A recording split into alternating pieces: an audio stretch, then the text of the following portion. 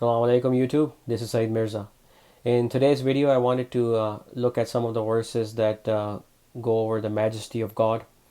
The Quran has many references to the omnipotence of God, His creativity, His mercy, His strength, His power, and His complete control over everything, as well as His knowledge and His forgiveness.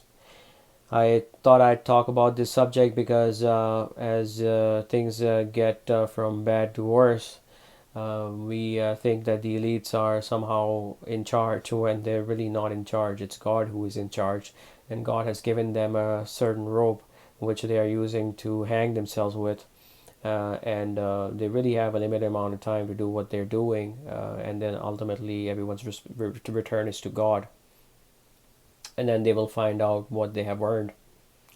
Now, before I start, I wanted to give you an update on what I've been doing. I haven't been making many videos. I think it's been about 3 weeks since my last video. I am actually writing an ebook about a subject that I initially wanted to make a video about, but then I realized that it was much more expansive than and required much more research than just a day or two. So I've been working on that for the last 3 weeks, and God willing, I will be done with it in the next 2 or 3 weeks, and then I'll release the PDF, which will be available for free on my website, and also will be in the form of a Kindle book, which could be bought from Amazon as well. So let's go on over some of the verses about the majesty of God. This is from the translation of Brother Karen's Qur'an, a complete revelation, which can be downloaded for free from Qur'anite.com. So let's begin. Okay, so the first one is chapter 39, verse 67. And they measured not God with the measure due him, and the earth is altogether in his grip on the day of resurrection, and the heavens will be rolled up in his right hand. Glory be unto him, and exalted is he above that to which they ascribe a partnership. The next verse is from chapter 30, verse 25. And among his proofs is that the sky and the earth stand by his command. Then when he calls you with a call from the earth, then you will come forth. And if you remember that the heavens and the earth, when God wanted them to come together, he said, come together willingly or unwillingly. So that was his command. Because everything we're seeing around us is because of his command. He just needs to say be. And we're going to go over that verse as well. Okay, this is chapter 42, verse 5. The heavens are nigh rent from above themselves, and the angels give glory with the praise of their Lord, and ask forgiveness for those on the earth. In truth, God, he is the forgiver, the merciful. So the heavens, which are basically the skies that are stacked on top of each other, they are basically torn asunder from fear of God. Okay, next one is chapter 59, verse 21. Had we sent down this Qur'an upon a mountain, thou hadst seen it rent asunder from fear of God. And those examples do we present to mankind, that they might reflect.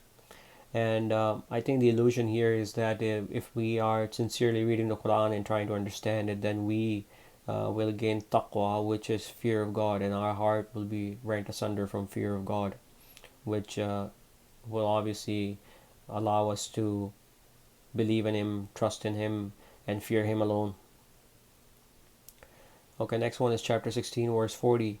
Our word to anything when we intend it is that we but say to it, be thou, and it is. And in Arabic it's used, the word is used as kun, which means be, and fayakun, which means it is.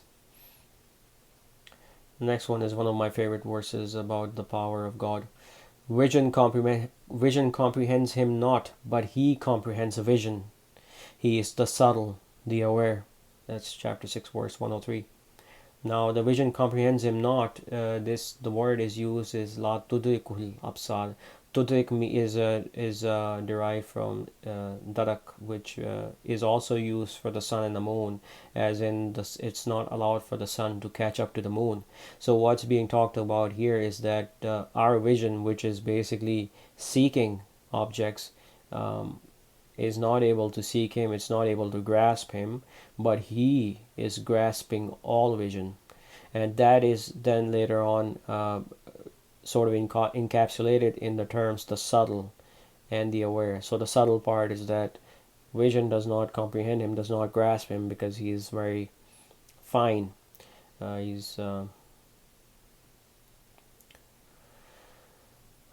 He's beyond our perception, basically. But he is the aware, as in he is grasping all vision.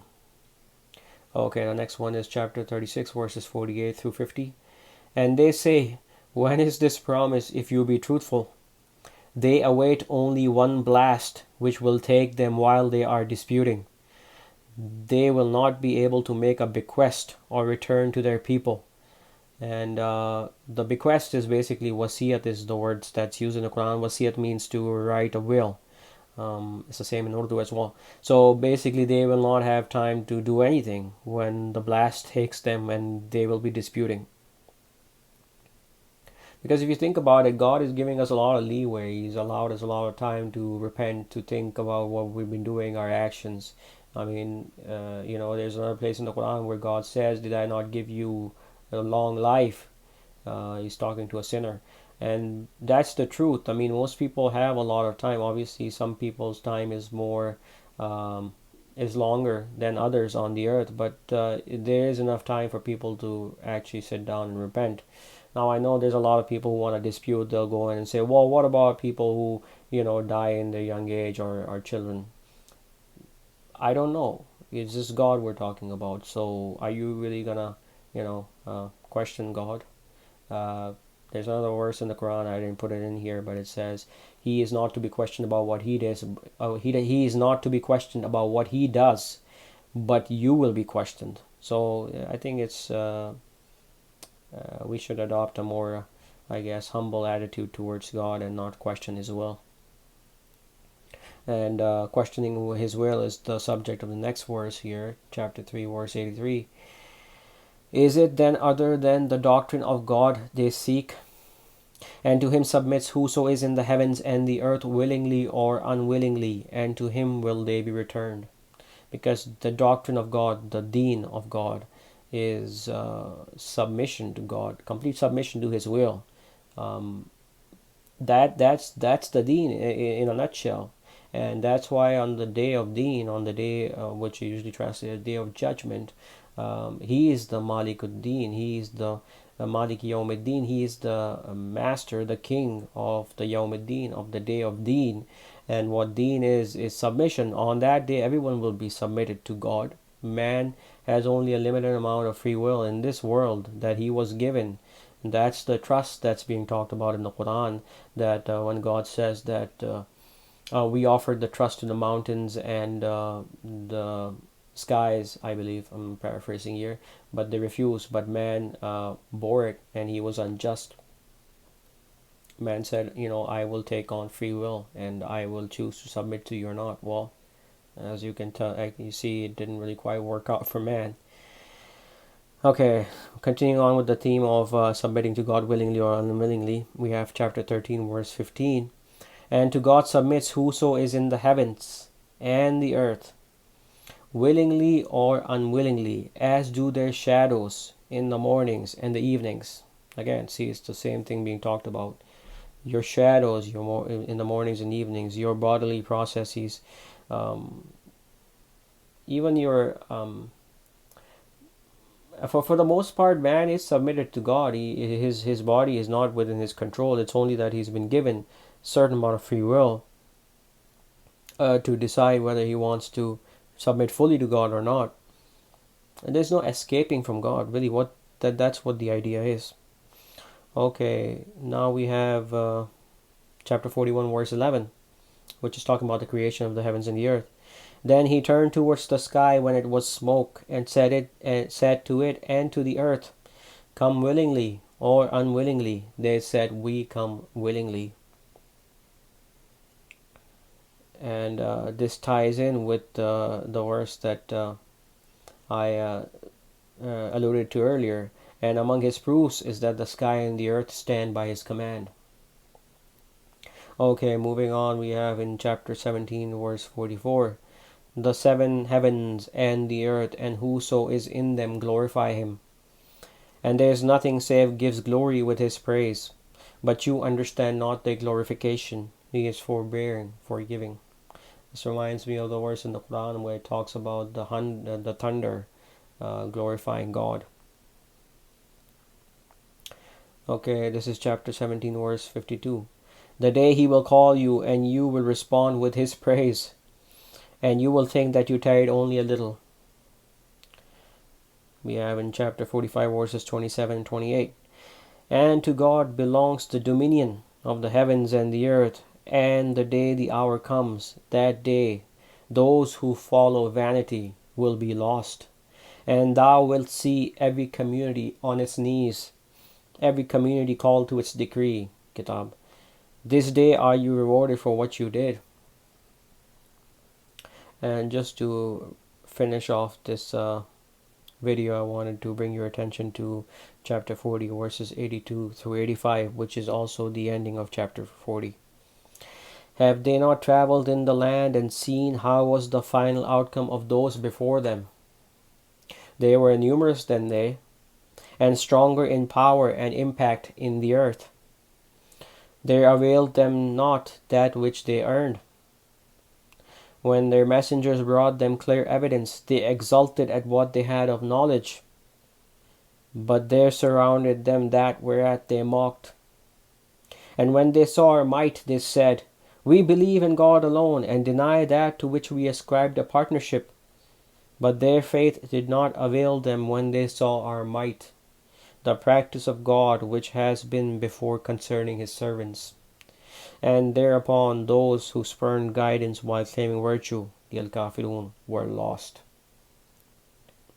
So these are some verses that are food for thought. We have to keep thinking about these things, pondering about them. You know, this world is dying, and the way things are moving forward, I don't see situation improving. We can only ask God for his assistance. We can only ask God for his help. He is the ally and protector.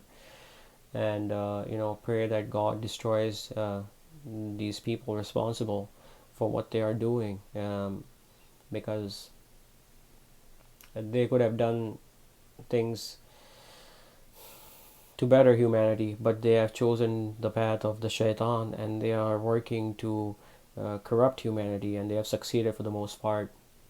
So the hour draws near, our hour draws near, and this is only a short amount of time that we have to be here.